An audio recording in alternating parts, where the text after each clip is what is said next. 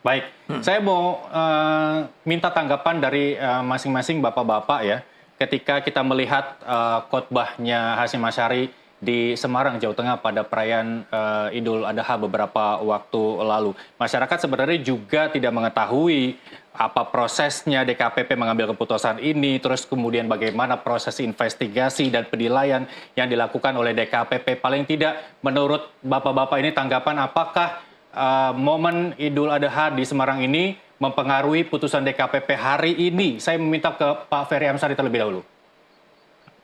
Ya pertama saya bukan ahli agama ya untuk menilai khotbah itu. Tetapi yang saya mau garis bawahi dari peristiwa yang disampaikan oleh Bang Tutu tadi, bahwa untuk perkara Asnaini ya, wanita emas itu ada 3 aspek yang sangat luar biasa.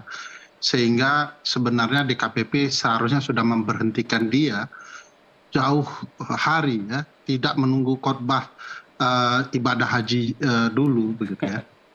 Karena satu memang dia menggunakan pendekatan kekuasaan untuk mendapatkan keuntungan atau hasrat pribadi. Kedua, ada konflik kepentingan karena Asnaini adalah ketua partai tertentu dan ketika itu mau proses verifikasi partai dan segala macam. Dan ketiga, menerima gratifikasi karena tiket dalam perjalanan Jakarta-Jogja itu ditraktir oleh wanita emas.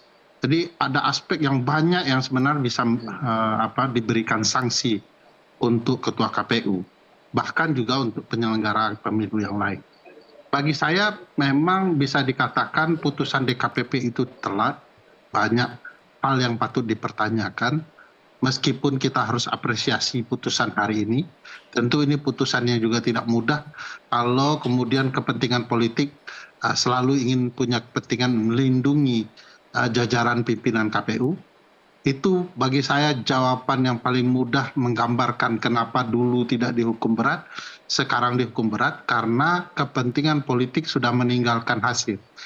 Waktu kepentingan politik menginginkan orang yang mampu melakukan berbagai motif curang untuk dipertahankan, maka apapun kesalahan dia dibiarkan, gitu ya, dilindungi.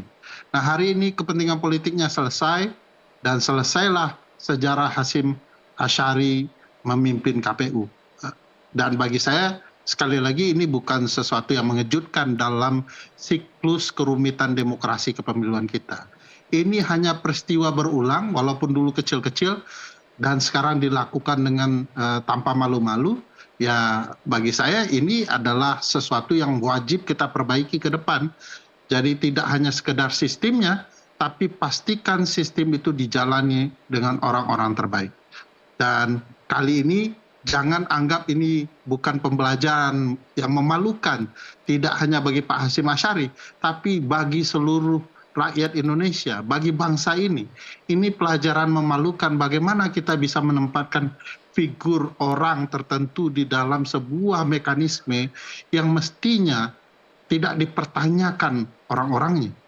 Kredibilitasnya harus benar, integritasnya harus benar, akhlaknya harus baik dan segala macamnya.